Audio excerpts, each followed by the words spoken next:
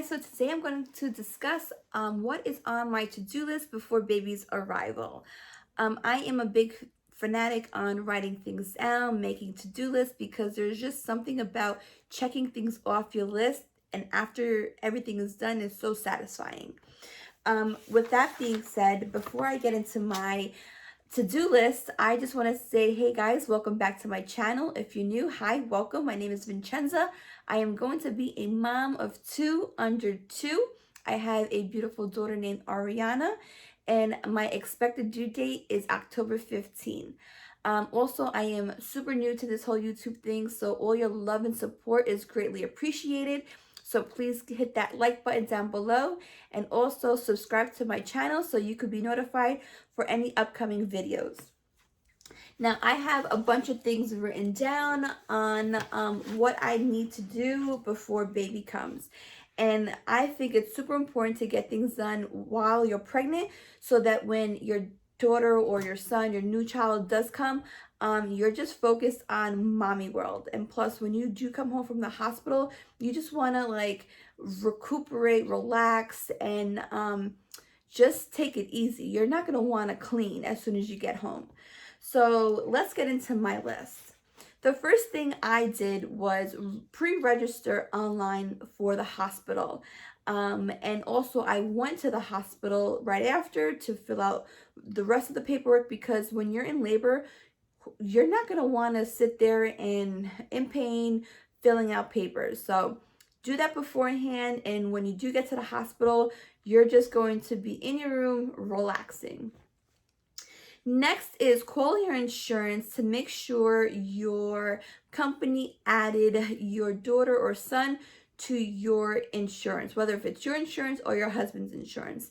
And the reason why I say this is because we had a situation with my first daughter. My husband added Ariana to his insurance, and being a first-time dad, he didn't know any questions to ask. So he went to his HR person, and they were like, no worries, I got this for you. Never asked any more questions. I had my daughter, and a month later, I started receiving bills at the house, and it was quite odd. We called his insurance, and sure enough, she was not added to his insurance. So everything got situated, she was added, but if you want to make sure your company did the right thing, just call up your insurance and make sure if your child has been added.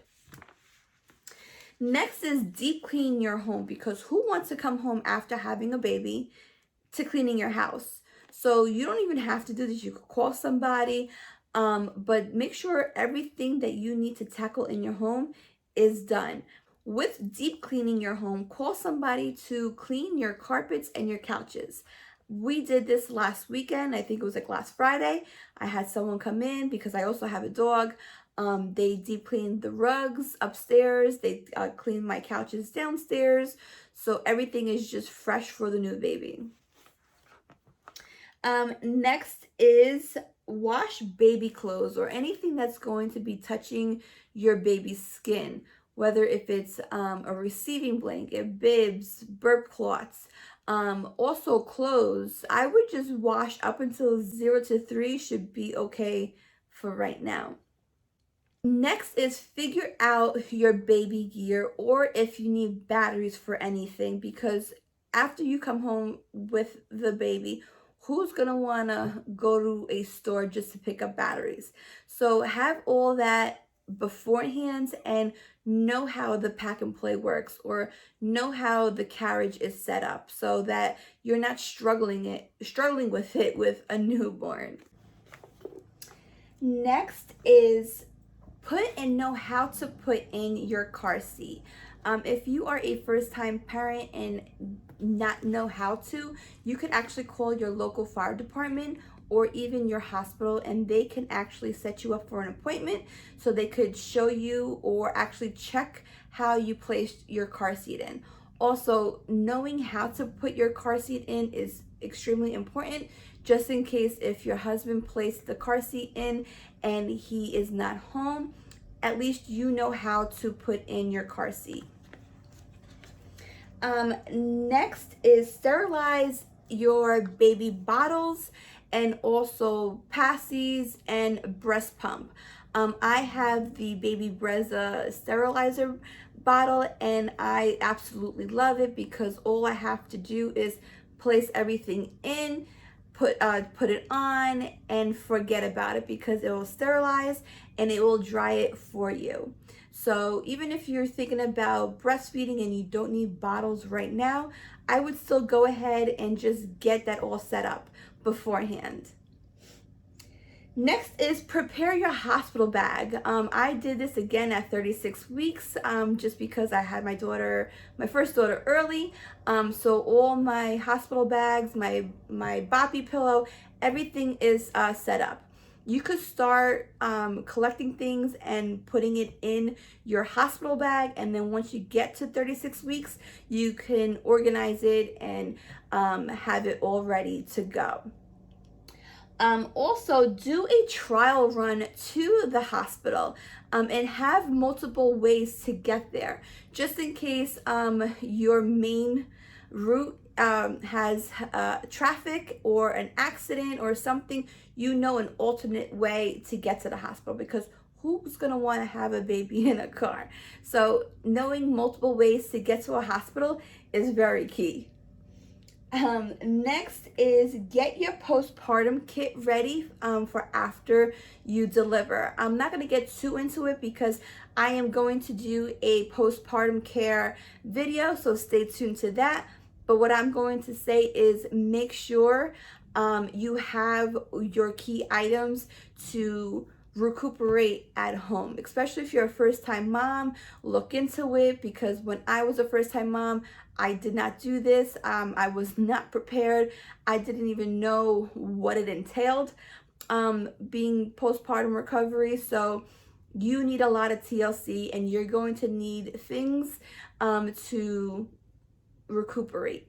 So make sure you get that all set up beforehand. Next is figure out a plan with a babysitter if you have multiple kids. Number one, have plan A, B, and C. Number two, make sure you're comfortable leaving your child, especially in this pandemic. They're not allowed in the hospital. I mean, my hospital, my daughter's not allowed in. So I have to make sure I have a couple of people lined up just in case someone is not available.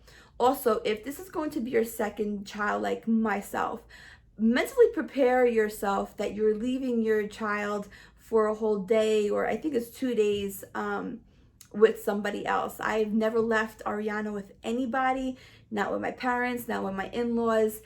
So I also have to mentally prepare myself that I will not be seeing my daughter for a few nights. So, and that can be hard for a few people. I know for me, I'm getting a little nervous about that, but it has to be done, and it will be okay. Also, call your insurance for a free breast pump if you're planning on breastfeeding. Majority of the breast pumps on your plan should be free. There may be some that you have to pay out of pocket. Also, if you are thinking about formula feeding, sign up at Similac. I think it's called Strong Moms Club. They will send you free samples in the mail along with coupons every month. I think they give you about 5 or 6 coupons with $5 off. It's only $5, but I'm telling you, it will go a long way because those cans are pretty expensive. So if you're thinking about formula feeding, definitely sign up at Similac's website. Next is pick a pediatrician, and this is important because you're going to want to do this before your baby arrives, and just start asking friends and family members on recommendation, because you're going to want to call them up and interview them. You're going to need to be as comfortable as possible with these people because you're relying on them to take care of your child.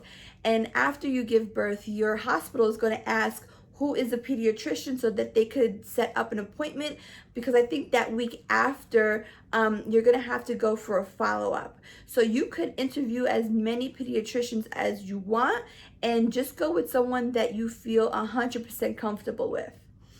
Next is, mamas, go get yourself pampered. Get your hair done, your nails done. My nails are so bad right now. I need to go get them done, hopefully this week before I go into labor. Go get your nails done, your pedicure. Go do you and go relax, because I'm telling you, when baby comes, it's all about baby. You're not gonna have time, or even you're not gonna be up to go out to go get your nails done, because you're still recuperating from the delivery. So beforehand, go just go do you. Get your nails done, pedi, your hair done, some retail therapy. So yeah. Next is spend time with your husband, because when baby comes, it's all about baby for the first couple of months, maybe the first couple of years. So you're not gonna have the alone time that you had with your husband prior to your baby, unless you have, you know, help from family and friends, that you could get a little escape once in a while. But if you do not have that, I'm telling you, spend as much as alone time as possible with your husband. Or even if you have a first child, spend some time with that child, because I'm pretty sure it's, you know, bringing in a new baby is going to rock their world. So that's also very important. And then lastly is just relax. Sleep as much as you can. Try to, you know, focus on you, and again, sleep, because there is no sleeping. I know I look extremely tired in this video because I am in a lot of pain.